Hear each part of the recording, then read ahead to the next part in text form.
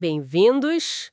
Hoje vamos conversar sobre uma das histórias assim mais fundamentais e desafiadoras das Escrituras, a provação de Abraão lá no Monte Moriá. A gente tem aqui os relatos bíblicos, claro, e algumas análises para tentar decifrar um pouco o significado dessa passagem tão forte, né? Exato. E a nossa ideia é ir um pouco além do óbvio, sabe? Explorar a obediência de Abraão diante de uma ordem divina que, francamente, desafia a nossa compreensão.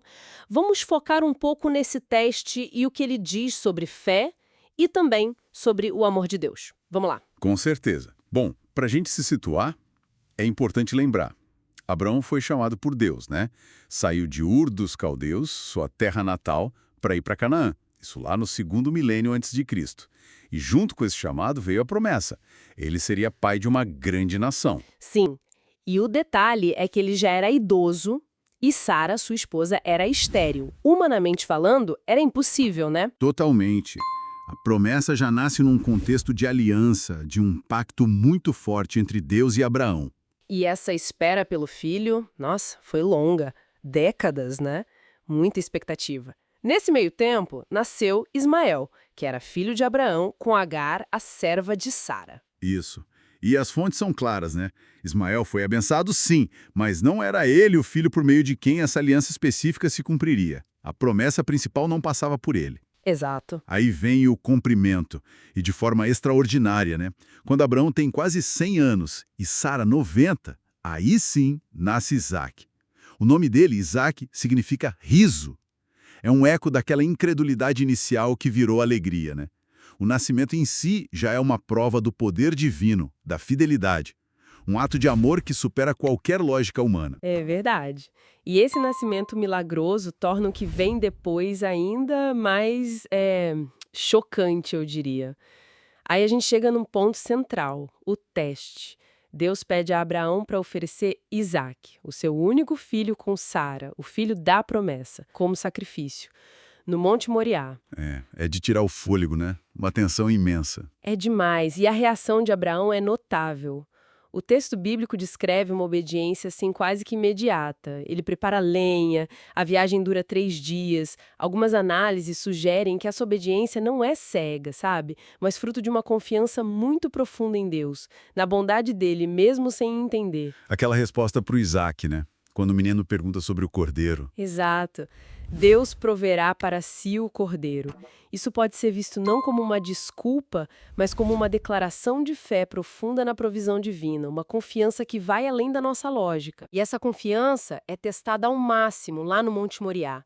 Ele constrói o altar, amarra o próprio filho, levanta a faca, a narrativa te coloca ali, naquele momento de tensão extrema. Faz a gente pensar sobre fé, sobre sacrifício. E é bem nesse clímax que vem a intervenção. Um anjo impede Abraão. A voz divina diz que a fé dele, o temor a Deus, foi provado. O ponto crucial é, a provação não exigiu a morte, mas a disposição do coração, a entrega. E aí vem a provisão. Um carneiro aparece preso ali nos arbustos. O sacrifício substituto. Exatamente. Isso reforça muito a ideia de que o teste revelou a fidelidade de Abraão, sim, mas também a fidelidade e o amor provedor de Deus. Ele testou, mas ele também proveu a saída, entende? Não era sobre a morte de Isaac. Entendo. E a resposta de Deus não para aí, né? Ele não só impede o sacrifício, mas reafirma a aliança de uma forma muito poderosa. Deus jura por si mesmo que vai abençoar Abraão imensamente, multiplicar a descendência dele.